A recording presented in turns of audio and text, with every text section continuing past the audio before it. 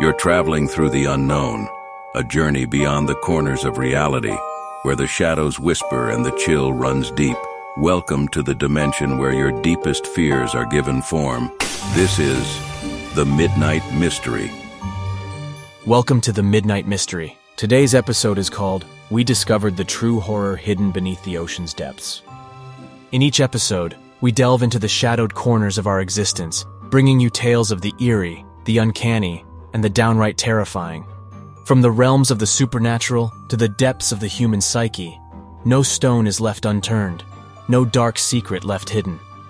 As the clock once again draws near midnight, prepare to embark on another adventure into the uncanny, the eerie, the horrifying, the Midnight Mystery.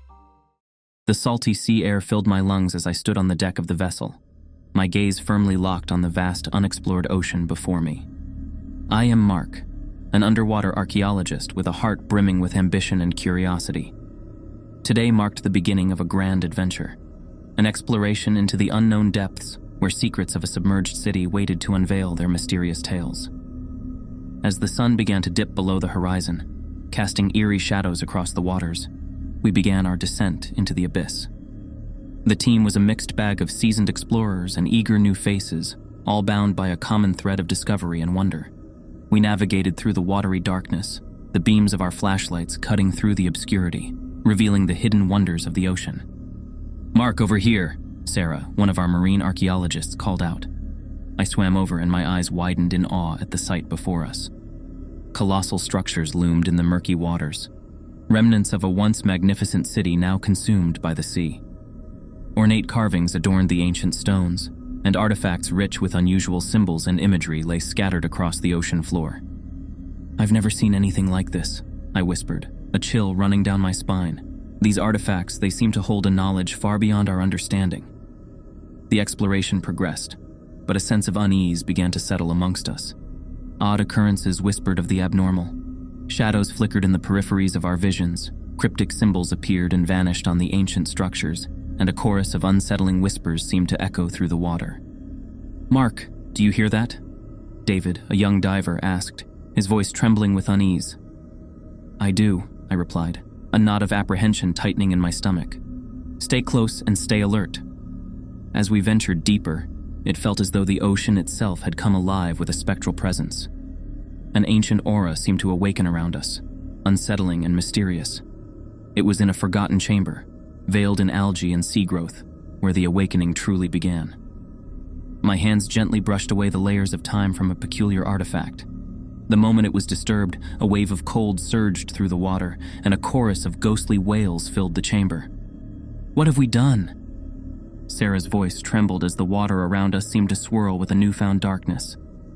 "We may have awakened something ancient, something that has lain dormant until now," I said, trying to mask my growing terror. Nightmares plagued our dreams as we tried to rest aboard the ship. Terrifying visions of grotesque aquatic entities haunted us, their eyes glowing with an ancient wrath. The boundaries between reality and illusion blurred, feeding the atmosphere with a relentless fear and paranoia. "Mark, I saw them, the guardians of the abyss," David stammered, his face pale with terror. "They are not pleased with our presence." "We must be cautious," I replied, a cold resolve settling in. "We're in uncharted waters, and we don't fully understand what we've awakened." Our quest for knowledge had become a horrifying struggle, the unknown depths revealing not only the marvels of a lost civilization, but also the nightmarish entities that lurked in the shadows of the ancient city. Every moment spent in the cold embrace of the ocean was a dance with terror, as we navigated through the bewitched remnants of a past shrouded in mystery and fear. "Stay strong, team," I mustered the courage to say. "We are explorers, adventurers of the unseen. Let's tread carefully through these haunted waters, respecting the ancient spirits that dwell here." Our journey had just begun, a tale woven with the threads of discovery, horror, and the relentless pursuit of the unknown.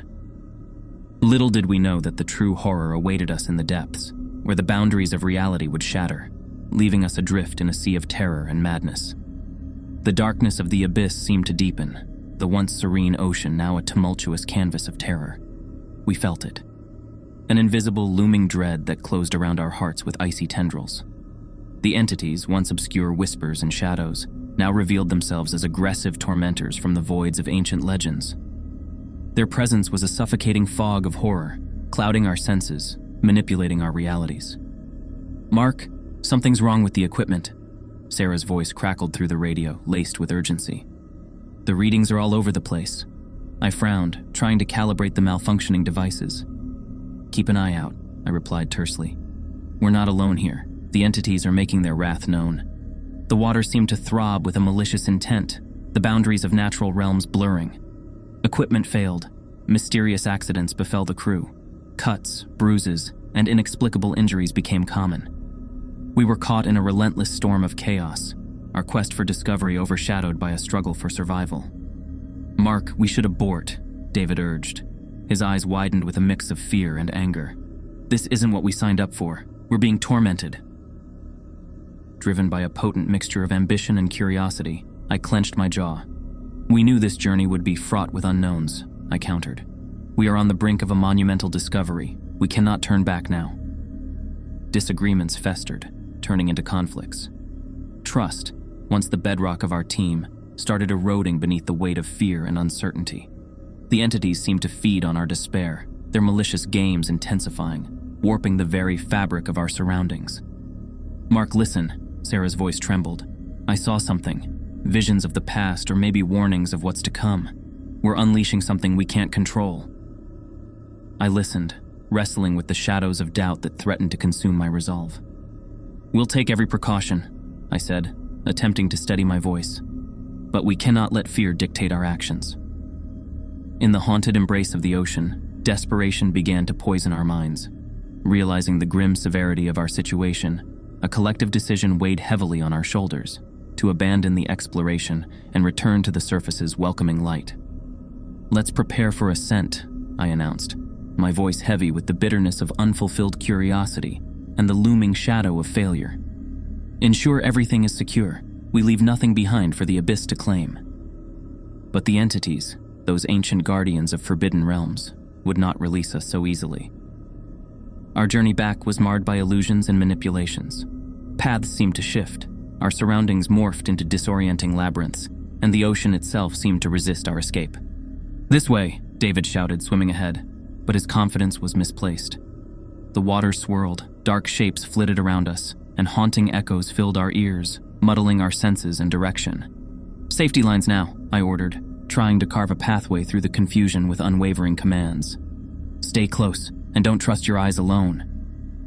An ethereal current seemed to dominate the waters, a force beyond the realms of the natural world.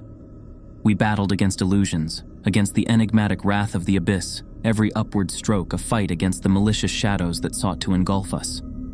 "Mark, it's there!" Sarah screamed, pointing towards what seemed like the exit. But her finger also unveiled the terrifying visage of an entity, its eyes glaring with ancient fury, its form an abyssal nightmare. "We go together!" I yelled, rallying the dwindling sparks of our collective spirit. "Break through the illusions. Focus on the surface."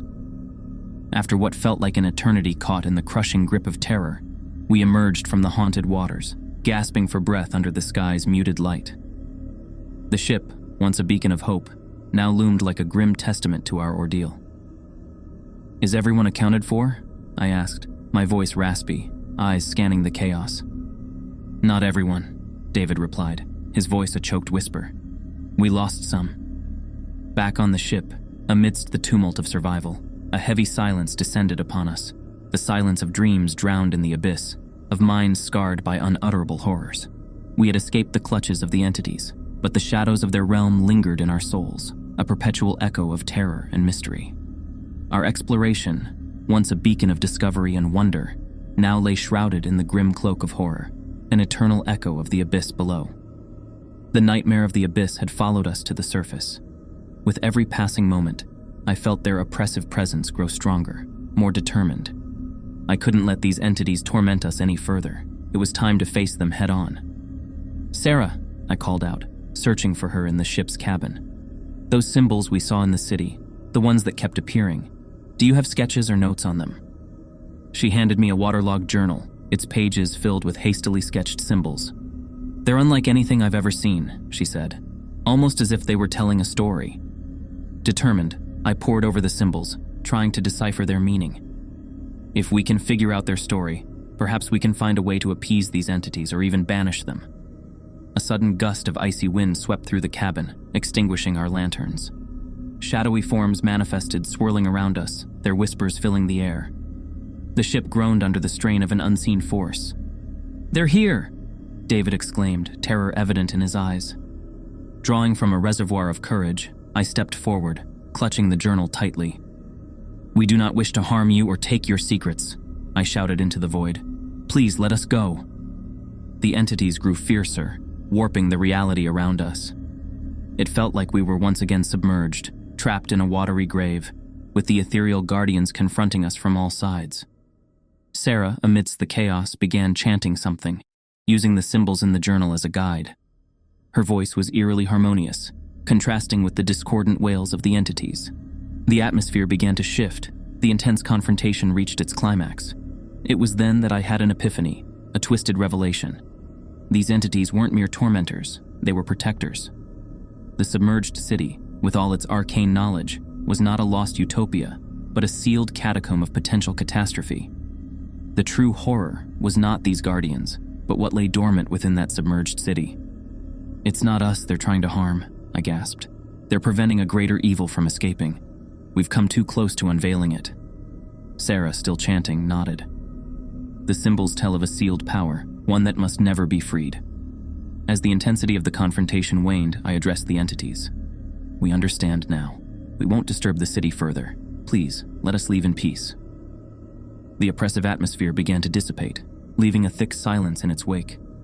As the dawn's first light broke, it was clear that the ordeal had come at a hefty price. The ship was in tatters, and many of the crew were nowhere to be found. With a heavy heart, I took inventory. Only a handful of us remained: Sarah, David, and a couple of others. The rest had been claimed by the Abyss, or perhaps by the Guardians themselves. Days turned into weeks as we made our way back to civilization. But the trauma of our exploration was a shadow that followed us relentlessly. The ocean, once a beacon of mystery and discovery for me, was now a haunted expanse filled with lurking terrors. We kept our expedition a secret, ensuring that the city and its dark knowledge remained buried. No one would believe our tale anyway, and those who might would undoubtedly be consumed by the same ambition that had plagued me. Years passed, and the weight of that expedition never left. Every night I would wake up drenched in sweat, the echoes of the abyss still ringing in my ears. Sarah disappeared a year after our return, leaving behind only her journal filled with those cryptic symbols. David took to the bottle, trying to drown the memories but ultimately succumbing to his own demons. I alone remained, a broken shell of the ambitious archaeologist I once was. I dedicated my life to studying other cultures, always on solid ground, never venturing near the ocean's edge. And so, as I pen down this account, I hope it serves as a warning. The ocean is vast and filled with mysteries, but some things are better left undiscovered. For in the heart of the abyss, there are secrets that mankind was never meant to unveil. I hope you enjoyed our episode. I'd like to extend a heartfelt thanks to you, our brave listeners. Your presence in this shared journey into the unknown is what fuels our stories. Your fascination is our motivation. Did this episode send chills down your spine? Then leave your comments, your thoughts and theories, your own midnight mysteries. Your feedback is the beacon that guides us through the uncharted territories of our stories. And if you haven't already, remember to subscribe to our channel. By joining the Midnight Mystery family, you won't miss out on a single chilling tale. As a subscriber, you'll be the first to know when a new episode lurks around the corner, ready to pull you back into the shadowy depths of the unknown. This is the Midnight Mystery signing off, leaving you with a simple reminder. When the clock strikes 12, fear the silence, for that's when our tales come to life. Good night, Midnight listeners. And remember, not all who wander into the dark are lost.